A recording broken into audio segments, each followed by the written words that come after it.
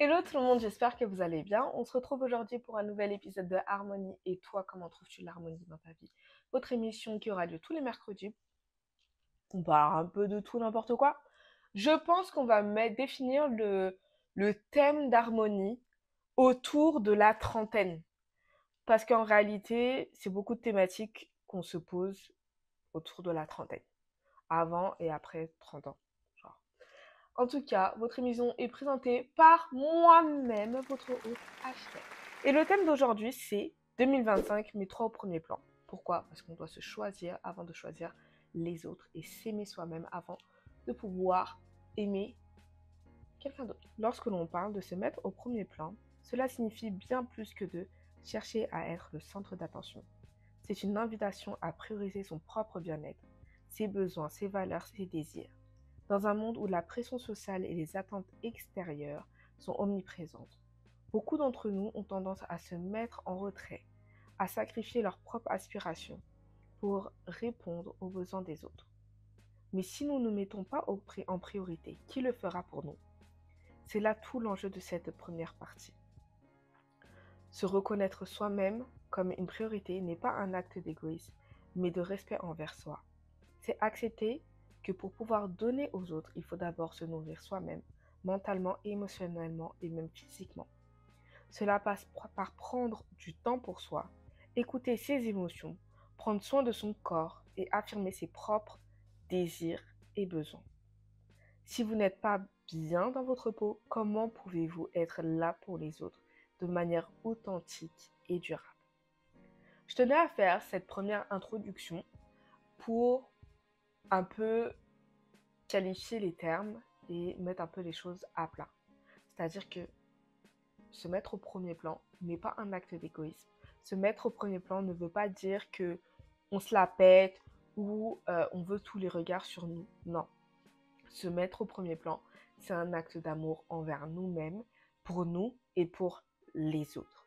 C'est-à-dire que si on ne s'aime pas assez, comment tu peux être amené à pouvoir aimer les personnes en face de toi? Et je ne parle pas que en relation. Je parle aussi par exemple, des relations amicales euh, ou même des personnes de ta famille en dehors d'une relation amoureuse. Pourquoi c'est si important? Ça permet de trouver un équilibre dans nos vies. Parce que nous sommes tous les acteurs et non pas les spectateurs de notre vie. Parce que accepter de s'aimer, c'est aussi trouver un équilibre dans notre propre vie. C'est aussi ne pas chercher de l'amour ailleurs, puisque cet amour-là ne sera jamais assez. On a des personnes autour de nous aussi, peut-être c'est vous-même, hein, parce que des fois on néglige que des fois quand on parle de choses, ça peut être nous-mêmes le problème. Que il y a beaucoup de personnes qui cherchent cet amour-là, qui quémandent cet amour-là au point de devenir toxiques envers les autres parce qu'ils manquent d'amour envers eux-mêmes. Il n'est pas possible d'offrir un amour sincère et inconditionnel aux autres si l'on ne s'aime pas soi-même. On ne peut pas quémander cet amour, exiger cet amour, alors que nous-mêmes, on ne s'aime pas assez pour pouvoir donner, redonner de cet amour. C'est-à-dire qu'on puise l'énergie des gens, on puise inconsciemment, souvent c'est inconscient, on puise cette énergie-là pour essayer d'un peu ressentir cette chaleur, ressentir ce petit, c'est pas oui, comme une espèce de petit respect ou d'estime de soi ou confiance en soi pour s'élever et pour essayer en fait, de juste de respirer et de se mettre en avant. Mais ce n'est pas forcément la bonne chose, puisqu'au contraire, on épuise les gens en face, où tu peux toi-même être épuisé face à une personne qui va toujours rechercher cet amour-là en toi, en te l'appuisant. Très souvent, on donne tellement pour les autres que l'on s'oublie totalement. Moi, je sais que c'est l'un de mes plus gros problèmes, c'est que ton pied, mon pied. Moi, je suis ta copine, tu es de ma famille, que je te considère ton pied, mon pied. Je vois que tu es dans une situation compliquée. Je vais prendre ton problème comme mon problème. Sauf que au bout d'un moment, on puise ton énergie. On puise toute l'énergie que tu as.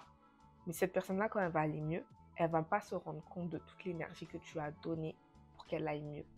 Et donc peut-être que tu es face à des ingratitudes ou tu peux être face à des personnes qui tout simplement n'ont plus aucun respect envers toi ou peuvent te dénigrer. Mais le plus important dans tout ça, c'est que toi, tu saches garder un certain équilibre. Il ne faut pas donner au point de s'oublier. Tu peux donner à la hauteur que tu sais donner et que tu peux donner, mais il ne faut pas que cela te consume et te fait mettre non plus au premier plan, mais au dernier plan de ta propre vie. Parce qu'au bout d'un moment, tu te réveilles un jour, la personne que tu as aidée, peut-être elle avance très bien, mais toi, tu es resté figé, bloqué à un moment de ta vie. Et c'est comme si le temps s'arrête à ce moment-là et que tu te retrouves à être le dernier carrosse de la route dans ta propre vie. Tu deviens plus acteur de ta vie, tu deviens spectateur de ta vie parce que tu as mis tout le monde en priorité face à toi. Sauf que le soleil se lève, le soleil se couche tous les jours, mais tu t'es mis au dernier plan de ta propre vie et non plus au premier plan. Là, ça devient grave. Là, ça devient grave. Et là, à partir de ce moment-là, on se laisse souvent aller mentalement et physiquement parce qu'on ne se met plus au premier plan. Quand on ne se met plus au premier plan, parfois on se néglige. Parfois, ça laisse place à des dépressions. J'ai fait une vidéo sur tout ce qui est un peu anxiété et dépression. Je vous mets le lien en bio ou si je peux juste en haut. Mais quand j'avais fait cette vidéo-là, ça m'a énormément choquée de voir le nombre de personnes en dépression.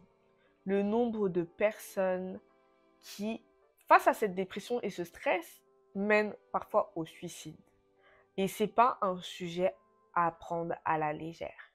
Il faut savoir se mettre au premier plan parce que quand on se laisse aller mentalement et physiquement, tu ne sais pas où cette fragilité peut te mener. Tu ne sais pas jusqu'où ça peut aller. Parce que c'est un trauma qui peut en engendrer d'autres et qui peut faire une spirale où à un moment donné, quand tu ouvres les yeux, il n'est jamais trop tard, mais ça peut être plus difficile. C'est-à-dire que si tu ouvres les yeux dès le début, tu te rends compte dès le début que y a quelque chose qui ne va pas ou ça ne va pas. Voilà, il faut que tu reprennes le chemin de ta vie et que tu te remettes au premier plan. Et vaut mieux que ce soit au début que quand tu es tout en bas. Parce que là, il faudra tout reprendre depuis le début. Tout reprendre à zéro pour remonter. Et là, ça devient un combat de titans, physiquement et mentalement. On peut voir physiquement des personnes qui se laissent aller ou qui vont dans des... qui dévient, quoi, dans des drogues, dans de l'alcool, qui prennent plus soin de leur corps, qui se laissent aller. Et ça, c'est pas une bonne chose. Mais on s'en rend pas compte. Mais quand on se met plus au premier plan, on se laisse aller, on se laisse dépérir. Et petit à petit, c'est vraiment, on ne sent pas les choses venir directement. Mais petit à petit, tu sombres.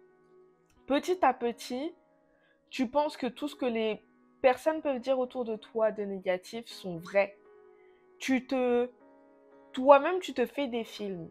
Toi-même, tu peux penser que, oui, elle a dit pour rigoler, ah, t'es trop bête. Et ben, je suis vraiment bête. C'est pour ça que des fois, il faut faire attention aux mots qu'on utilise envers les gens. Là, c'est quelque chose que j'essaye personnellement de prendre plus en considération. Parce que, par exemple, il y a une amie à moi où je ne savais pas, mais il y avait beaucoup de choses qui l'avaient traumatisée. Et elle prenait des décisions où vraiment, vous voyez, ce genre d'ami qui fait des dingueries. Ce genre d'ami qui fait des dingueries, genre, tu te dis, mais pourquoi t'as fait ça? Et j'avais des mots qui pouvaient être peut-être virulents ou choquants, ou des termes qui pouvaient être mal interprétés pour elle. Et je voyais que ça pouvait la choquer, et que ça pouvait lui provoquer un espèce de petit manque de confiance. Donc j'essaye vraiment de faire attention à mes mots avec elle pour ne pas la brusquer et pour pas qu'elle se sente en manque de confiance ou en manque d'estime de soi. C'est vraiment important. C'est quelque chose qu'on apprend tous les jours. Même moi, j'apprends tous les jours. Franchement, je ne suis pas du tout parfaite. Et je pense que c'est quelque chose d'important à mettre en place. Quelles sont nos émotions quand on ne se met pas au premier plan? Quand on ne se met pas au premier plan, parfois on ne se rend pas compte, mais on s'engouffre dans l'énergie des autres, au point où on n'est plus du tout nous-mêmes. C'est-à-dire que quand on n'est plus au premier plan, si tu es dans une énergie de personnes négatives, tu vas t'engouffrer dans une énergie de personnes négatives. Parfois même, il y en a qui n'ont tellement pas confiance en eux, qui sont tellement plus au premier plan de leur vie. Vous voyez les personnes trop extraverties, que ça se voit qu'ils jouent un jeu d'acteur, c'est même pas eux. Tu n'es même plus toi. Tu deviens juste une personne pour être une personne. Ce n'est même pas toi le maître de ta propre bouche, de ton propre enthousiasme en fait. Et ça, je trouve ça dommage. Parce que n'oubliez jamais que certaines personnes peuvent juste ne pas apprécier aussi que vous êtes au premier plan naturellement et qui cherchent à vous nuire de façon consciente ou inconsciente. Parfois, on peut dire souvent « Ah, cette personne-là, elle est jalouse, cette personne-là, elle est méchante, cette personne-ci, cette personne-ça. » Mais déjà, il faut savoir, faut qu'on ait tous conscience qu'on est tous imparfaits. Tous. Tous. Toi, moi et tout le monde. On est tous imparfaits. Et quand je dis on est tous imparfaits, c'est qu'on a tous une part d'hypocrisie. On a tous une part de jalousie. On a tous une part de toutes ces choses mauvaises. Certaines plus que d'autres. Il y a des gens, ils sont plus amenés à être jaloux que d'autres. Mais ça, c'est propre à eux. C'est propre à c'est propre à nous-mêmes en fait. C'est propre à nos inconforts aussi. Par exemple, tu vas être jalouse d'une personne qui a plus que toi ou qui a quelque chose que toi, tu as travaillé pour, mais qu'elle, elle a eu avant toi. C'est inconscient. C'est inconscient. Parfois, pour certains, c'est conscient. Mais il y en a pour beaucoup, c'est inconscient. Mais c'est là. Et parfois, il y a des personnes, ça, peut-être, c'est pas tout le monde. Moi, faut analyser vraiment au cas par cas. Mais il y a des personnes qui sont jalouses de la lumière des autres. Qui sont jaloux de l'enthousiasme des autres. Il y a beaucoup de personnes qui ont naturellement cette joie de vivre, qui ont naturellement cet enthousiasme, qui ont naturellement ce sourire à la bouche, qui sont naturellement comme ça en fait. Mais ça ne veut pas dire qu'ils sont comme ça, qu'ils sont parfaits. C'est juste qu'ils ont cette joie de vivre naturelle. Et ça ne signifie pas qu'ils ont tout le temps raison, ça ne définit pas qu'ils sont tout le temps heureux, mais ils sont juste comme ça. Et il y a des personnes qui sont aigries dans leur vie, qui ne sont peut-être pas bien à un moment de leur vie, et qui inconsciemment n'apprécient pas voir que autour d'eux, il y a des personnes heureuses. Et parfois, ces personnes-là vont vous faire des réflexions de façon très négative. Parfois, ça peut être ponctuel parce qu'actuellement, ça se passe pas bien dans sa vie. Donc, il va plomber ton énergie. Ils vont plomber tout ton mood là. Toilette. C'est fini. Donc, il faut faire abstraction de ça. Il ne faut pas que ça fait te mettre au dernier plan. Il ne faut pas que cette énergie-là puise en toi à ce point-là. Il faut que tu aies assez confiance en toi pour te dire que, ok, cette personne-là, elle ne se sent pas bien actuellement. Et c'est ce qui fait que son énergie est comme ça. Mais ça n'a rien à voir avec moi. Il y a des gens qui vont puiser dans ton énergie, qui vont être derrière toi de façon négative. Ces personnes-là, vaut mieux s'en éloigner complètement. Parce que surtout, si tu n'arrives pas à assumer et à contrôler ta propre énergie par rapport à ça. C'est vraiment une question de feeling et de connexion. Mais c'est important. Parce que notre environnement, on est des êtres humains. On est amené à vivre en communauté. Et la communauté est importante. Puisque elle t'aide aussi, toi aussi. Il y a des personnes qui sont hyper positives et qui ont au contraire un bon impact dans ta vie. Et ça, c'est bien. Et au contraire, c'est des personnes que tu dois garder. Mais ces personnes-là qui ont un bon impact, demain, elles passent une situation difficile. Peut-être que inconsciemment, elle va avoir un mauvais comportement, ou du moins un comportement qui va pas te faire plaisir, qui va pas être une bonne chose. Mais il faut savoir faire abstraction de ça. Moi, c'est quelque chose auquel actuellement je travaille beaucoup parce que bah, des fois, je me dis bah, pourquoi cette personne-là elle est méchante avec moi, ou elle est ci, ou elle est ça. Moi, j'ai rien fait, j'y suis pour rien, etc. Et tu te mets tout de suite à monter sur des grands cheveux alors que pas du tout, t'as pas à t'énerver contre cette personne-là. Cette personne a des mal-être, cette personne-là a des problèmes. Et donc, elle va te faire douter de toi-même. Soit tu vas t'énerver, soit tu vas te diminuer. Mais refuse de te diminuer. Refuse de t'énerver aussi, mais refuse surtout de te diminuer. L'amour de soi ne signifie pas être narcissique, mais plutôt s'accepter tel qu'on est, avec nos forces, nos faiblesses. Cela inclut la capacité à se pardonner, à comprendre ses erreurs et à se donner la bienveillance qu'on offrirait à un ami proche. C'est hyper important parce que l'amour de soi, souvent, on dit ah, elle s'aime trop. Elle s'aime trop parce que on s'aime en fait. C'est important de s'aimer. On dit ah toi tu t'aimes trop. Bah oui, je m'aime. Je m'aime. Si je m'aime pas, qui va m'aimer comme moi je m'aime? Qui? Parfois t'es même pas sûr que tes parents t'aiment autant que toi-même tu t'aimes. Donc aime-toi toi déjà. Après tu vas aimer les autres. Après tu vas apprécier qui tu veux. Mais il faut d'abord savoir s'aimer soi-même et inconditionnellement. C'est pas une preuve de narcissisme. C'est pas parce que tu t'aimes ou que tu t'aimes trop que c'est bon, elle est trop narcissique et tout. Et alors, aime-toi déjà et après tu vas aimer.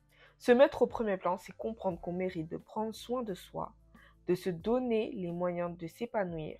L'amour de soi en découle. Lorsqu'on prend soin de soi, que l'on s'affirme et que l'on se place au centre de sa propre vie et on s'autorise à s'aimer. En fait, l'amour en fait, il faut avoir un amour très fort envers nous-mêmes. Parce que, honnêtement, dans le monde dans lequel on vit, qui est de plus en plus fou, à chaque fois, tous les ans, on dit que le monde là, c'est de plus en plus fou. Mais c'est vrai, le monde est de plus en plus fou. Si on ne s'aime pas nous, comment on va survivre?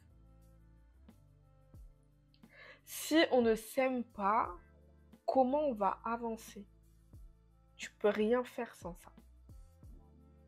Et ça, comment s'aimer soi-même? Ça passe par la confiance en soi, l'amour-propre, l'estime de soi et le respect de soi. Le respect de soi, je pense que c'est l'un des termes qui est énormément important et qu'on oublie souvent. Parce qu'on parle souvent de la confiance en soi et de l'estime de soi, mais on ne parle pas assez du respect de soi. Parce que quand on ne se respecte pas, ça crée aussi des frustrations. Parce qu'on ressent des formes de dévalorisation envers nous-mêmes. Et ça, il n'y a rien de pire. Je sais que plus ou moins beaucoup de personnes, je sais pas, j'ai pas d'estimation, j'ai pas de chiffres, j'en sais rien, mais il y a beaucoup de personnes qui se sont malheureusement fait dénigrer par des proches. Ça peut être leurs propres parents, leurs frères, leurs sœurs. Et ça leur a amené à grandir dans un environnement où ils ont toujours été en constante frustration. Et ça, je trouve ça super dommage et hyper triste. Parce que moi, j'ai pas vécu ça. J'ai pas vécu cette frustration constante. Dieu merci. Mais pour ceux qui l'ont vécu, vraiment, ça m'attriste parce que c'est difficile après d'apprendre à se respecter. Exemple bête. Quelqu'un qui toute sa vie s'est fait insulter. On l'a toujours pointé du doigt comme étant le plus nul, le plus moche, le dernier de la famille. Pourquoi toi toujours, toi t'es bête? Pourquoi toi tu fous rien? Tu sers à rien? De toute façon t'étais pas voulu? Ce genre de choses. Si ta propre famille, tes propres parents, Surtout que inconsciemment, on a cette estime envers nos parents que nos parents, bah, forcément, ils sont au-dessus de nous et nous montrent le chemin. Maintenant, les personnes qui doivent nous montrer le chemin ne respectent même pas leurs enfants. Comment toi, tu vas être amené à te respecter?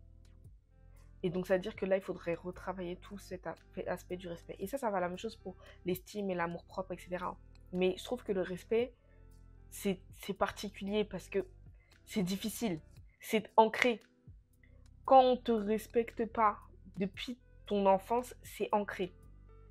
Et c'est très, très difficile. Franchement, juste à y penser, ça me fait quelque chose parce que même autour de moi, je connais quand même beaucoup de personnes qui ont été mises face à ça et ça fait mal. Ça fait très, très mal. Ça fait très, très, très mal. Mais c'est pas impossible parce qu'on est des êtres humains, on va être constamment en évolution. Plutôt on travaille sur nous, mieux ce sera. On va pas arriver à un stade où on sera parfait, mais on arrivera à un stade où on arrivera à avancer.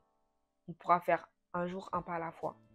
Ce que je dis, je suis pas psychologue, je suis pas thérapeute, mais c'est juste une réflexion que j'ai eue et que j'ai cherché après à développer et que je partage avec vous. Donc n'hésitez pas aussi à dire en commentaire ce que vous en pensez et de dire un peu vous, votre parcours, si peut-être vous avez été face à des situations différentes et comment vous avez fait pour vous mettre au premier plan. Pourquoi ça peut être difficile? Comme j'ai dit, il y a la peur de la remarque des autres par rapport au narcissisme. Quand on nous traite de narcissique, etc., on a peur que les autres aient des remarques bizarres envers nous, ou soit parce qu'on a déjà eu ces remarques-là, on n'a plus envie de se remettre au premier plan parce qu'on ne veut pas reprendre ces remarques-là. Quand on a des remarques, en tant qu'être humain, on se braque un petit peu et ça crée aussi des frustrations. On se braque beaucoup et on ne veut plus recevoir toutes ces remarques-là. Moi, la première, ça m'est déjà arrivé. C'est dernièrement que je me suis dit, stop. Genre, là, maintenant, tu te mets au premier plan. J'ai passé plusieurs phases. La vie, de toute façon, c'est tellement des montagnes russes que se mettre au premier plan, il faut y penser à chaque fois. Il n'y a pas un moment où je vais me mettre au premier plan et ça va être genre linéaire et que ça va être tout le temps, toute ma vie. Il va falloir que je me batte tous les jours pour me mettre au premier plan. Et ce, peu importe ce qui arrive. Et c'est propre pour tout le monde.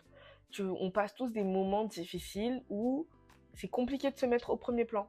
Mais il faut qu'on travaille pour se mettre au premier plan.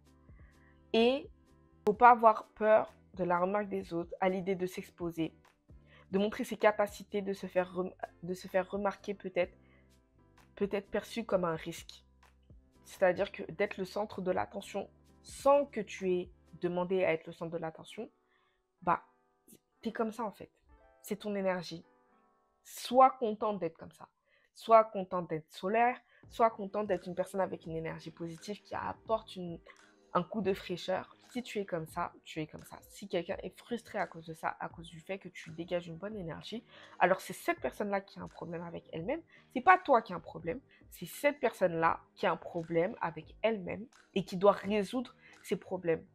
Mais toi, tu dois pas t'arrêter d'être toi-même et arrêter de briller ou d'avoir cette bonne énergie, d'être une bonne personne. Non, c'est eux qui ont un problème, c'est pas toi.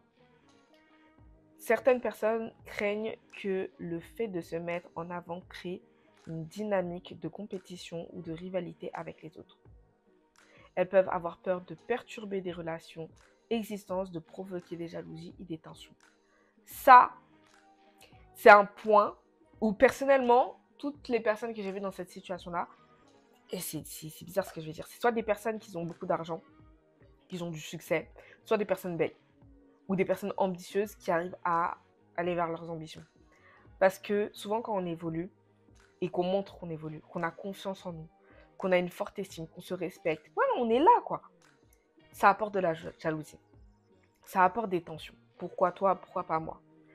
Ça perturbe des relations. Ah mais non, t'as pas à aller là, c'est moi d'abord je devais aller, tout ça. Ça perturbe en fait. les choses. Mais comme je l'ai dit, et comme je vais le répéter, c'est pas toi le problème, c'est les autres.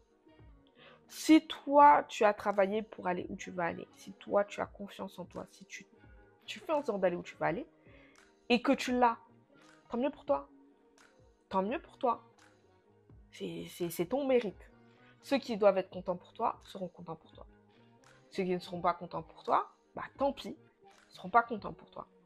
Ça ne veut pas dire qu'il faut les barrer catégoriquement, mais ça veut dire qu'il faut les mettre de côté pendant un moment.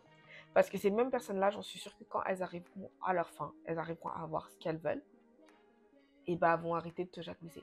Parce qu'elles aussi, elles auront réussi à avoir ce qu'elles veulent. Mais ça veut dire aussi que tu sais que cette personne-là, elle sera contente que pour toi, que si elle aussi elle l'a. Il faut savoir jauger. Il faut savoir doser. À toi de savoir où sont tes capacités par rapport à ça. Et il y a aussi pourquoi ça peut être si difficile. Ça peut être difficile pour les personnes perfectionnistes. Pourquoi? Parce que les personnes perfectionnistes peuvent se sentir incapables de se mettre en avant tant qu'elles n'ont pas atteint un certain niveau de performance et de perfection.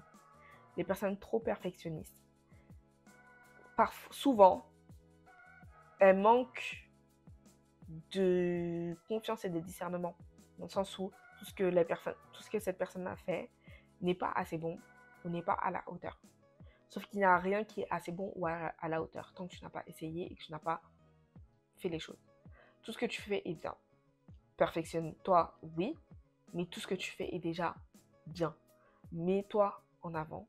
Ce que tu fais est déjà peut-être même très bien, mais arrête de voir des détails qui ne sont pas forcément utiles. Il y a des détails utiles, il y a des détails qui te mènent à être une meilleure personne, oui, mais il y a des détails qui ne sont pas utiles et qui n'ont pas à te bloquer dans ta vie, et qui n'ont pas à te bloquer pour te mettre au premier plan. Ça, c'est les points que je pense sont importants. Comment se mettre au premier plan maintenant? Parce qu'on a vu pourquoi ça peut être difficile, on a vu nos émotions face à ça, mais maintenant comment? Et là, les points vrais, c'est des points qu'on connaît tous. Et c'est ça qui est ouf. Parce que quand j'ai fait des recherches, je me suis dit, comment on fait pour se mettre au premier plan? Il y en a qui vont dire, oui, mettez-vous au sport, etc., etc. Mais oui, ce sont des points. Mais le fond de la chose, le fond de notre être, quoi. Et c'est un aspect qui est très global. C'est physique, c'est mental, c'est tout mélangé, entre guillemets. Mais c'est surtout propre à chacun. Et propre à qui on est, où on veut aller, nos forces, nos faiblesses. C'est propre à chacun. Et le premier, c'est regagne confiance en toi. C'est con, c'est le truc le plus bateau, le plus basique. C'est le truc qu'on entend partout sur les réseaux, partout sur YouTube, ce que tu veux. Mais c'est vrai. Et j'ai vu un petit texte d'une psychologue sur son site qui était hyper intéressant, où elle parlait de la confiance en soi. Faire confiance, c'est pouvoir se fier, se reposer sur quelqu'un avec un sentiment profond de sécurité. Avoir confiance en soi, c'est croire en notre potentiel d'action et de réussite. Je répète. Avoir confiance en soi, c'est croire en son potentiel d'action et de réussite. Donc tu sais que tu peux réussir. Tu peux le faire. Oui, tu calcules tes trucs et tout, mais tu peux le faire. La confiance en soi est directement reliée à l'action. Plus j'agis vers ce qui me convient profondément, plus je peux faire confiance à ma capacité d'agir et de m'adapter face à l'imprévu et aux obstacles. Donc, la capacité d'avoir confiance en soi, c'est oui, je vais réussir. Oui, j'agis pour aller vers cette réussite. Ok, ça ne prend pas. Qu'est-ce que je peux faire? Qu'est-ce que je peux faire? Ok, on tente autre chose, mais j'y vais, je fonce. Et j'ai confiance en moi. Parce que je sais que je vais réussir. Je sais que je vais y arriver. Et même si ça ne prend pas maintenant, je continue. Il y a un peu cet esprit d'acharnement d'être un peu obstiné, mais tout en restant en constante réflexion. Plus je sors de ma zone de confort en me respectant, plus ma zone de confiance s'élargit Et plus je deviens libre d'être moi-même. Je suis dans ma zone de confort, ok, mais dans le respect. Maintenant, je sors de ma zone de confort, mais je reste dans le respect. Plus, en fait, quand tu es dans ta zone de confort, tu sors de ta zone, tu crées une nouvelle zone. Tu sors encore, tu crées une nouvelle zone. Donc, ta zone s'élargit. Et plus tu deviens libre de toi-même. Parce qu'en fait, tu t'élargis. Tu apprends à te connaître. Tu apprends à savoir tes capacités et à augmenter tes capacités. Tu apprends et tu réagis face à ça, en fait. C'est face aux actions que tu dis, ah mince, ouais, j'ai appris que j'étais capable de ça. Je suis partie, par exemple, au Canada. Je ne savais même pas qu'il y avait des choses que j'étais capable de faire. Mais j'ai appris que j'étais capable de beaucoup de choses, beaucoup plus que je pouvais le penser. J'ai appris que j'avais une forte capacité à pouvoir me concentrer longtemps sur beaucoup de choses. Est-ce que moi, je savais que j'étais capable de tout ça? Jamais de la vie, je me serais dit que j'étais capable de me concentrer pendant des heures sur certains sujets. Mais en fait, je me suis rappelé que, mais en vrai, pendant mes études, j'étais obligée d'être comme ça. Là, j'ai refait. Tu sors de ta zone de confort, tu apprends dans ta zone dans cette zone qui est floue, en fait. Et c'est toute cette zone-là qui s'élargit qui va t'aider à regagner une certaine confiance en toi. C'est-à-dire que tu fais des actions, mais c'est pas parce que tu les fais que ça va réussir. Il faut être en constante réflexion pour, ok, ça n'a pas pris, on va tester ça, on va continuer, on va s'acheter. C'est pas je fais là, je fais... Non, on continue. Je mets des actes, on continue. Deuxième point, regagner en estime de soi. Estime signifie évaluer la valeur et avoir une opinion sur quelqu'un ou quelque chose. J'ai beaucoup d'estime pour toi, veut dire je reconnais ta valeur. J'ai une opinion positive de toi. Donc, l'estime, c'est une opinion. C'est l'opinion que tu as envers toi-même, en fait, l'estime de soi. Quelle opinion tu as envers toi? Et c'est là qu'il y a aussi le respect. Parce que quand on a une opinion de nous, il vaut mieux qu'elle soit positive. Si tu as une opinion que négative, c'est que tu as déjà une mauvaise estime de toi, oui. Mais d'où vient cette estime? Est-ce que tu as aussi du respect envers toi-même? Les deux sont quand même assez liés, je trouve. Je suis pas psychologue, mais moi je trouve. Et c'est important de se respecter. Parce que, en tout cas, d'avoir une forte estime de soi. Peut-être pas un ego surdimensionné, parce que là, ça devient un petit peu trop. Parce que quand on a trop d'ego, on ne sait pas se remettre en question. Parce qu'on pense qu'on est toujours plus fort que tout le monde, on est plus haut que tout le monde, etc. Alors que quand on a une estime de soi, une forte estime de soi, c'est on sait notre valeur, on sait qui on est, on sait nos forces et nos faiblesses en fait. Parce que tu connais, tu as une opinion de toi, tu vois, tu as une opinion, tu sais qui tu es quoi. Tu sais qui tu es et tu avances avec ça. Je trouve que c'est important. Et le troisième point, c'est le respect envers toi. Le respect envers toi, c'est la reconnaissance d'acceptation et de valorisation de sa propre dignité. Et quand j'ai écrit dignité là, je me suis dit, ya, Ashley, t'as grandi, hein? T'as grandi. En tout cas, je répète, le respect de soi, c'est la reconnaissance d'acceptation et de la valorisation de sa propre dignité, de ses besoins et de ses valeurs. C'est la capacité à se traiter avec considération et à défendre ses intérêts de manière saine, tout en restant fidèle à ses propres principes. Là, j'avais plusieurs points qui, je pense, étaient importants. Un, sa propre dignité. Parfois, on oublie ça. D'avoir sa propre dignité. Pas sa propre dignité, hein. Il faut respecter ça. Il faut respecter sa propre personne. Il faut respecter son propre estime. Et surtout, il faut avoir des principes. Désolée si vous entendez l'aspirateur, là, ils sont en train de passer l'aspirateur dehors. Mais en tout cas, c'est vrai que la notion de principe, c'est quelque chose qu'on oublie beaucoup avec le temps. C'est quelque chose en réalité que nos parents nous inculquent depuis petits et qu'on nous inculque aussi à l'école, un petit peu. Mais la notion d'avoir des principes, c'est un respect aussi envers nous-mêmes. Parce qu'au moins, on connaît nos limites et on sait jusqu'où on peut aller et notre maximum, où on peut y aller. En tout cas, ces 3 points-là sont des points qui sont vraiment importants pour moi pour se mettre en avant en 2025. Regagner confiance en soi, estime de soi, respect de soi. Ce sont 3 points importants. Comment les travailler? Moi, personnellement, ce que je fais en ce moment, c'est que c'est le truc vraiment de YouTube et d'Insta et compagnie, je sais, mais je vous jure que ça fonctionne de ouf. Et j'en parlais avec ma mère. J'ai un cahier où j'écris toutes mes pensées. Je relis. Et je remets tous mes points d'estime. Tout. En fait, en réalité, sans m'en rendre compte, je parle du respect que j'ai envers moi-même, ma confiance en soi et du respect envers moi-même. Parce que, en fait, quand j'écris, je me dis, mais en fait, non, Ashley, je peux pas écrire ça. Je peux pas penser ça.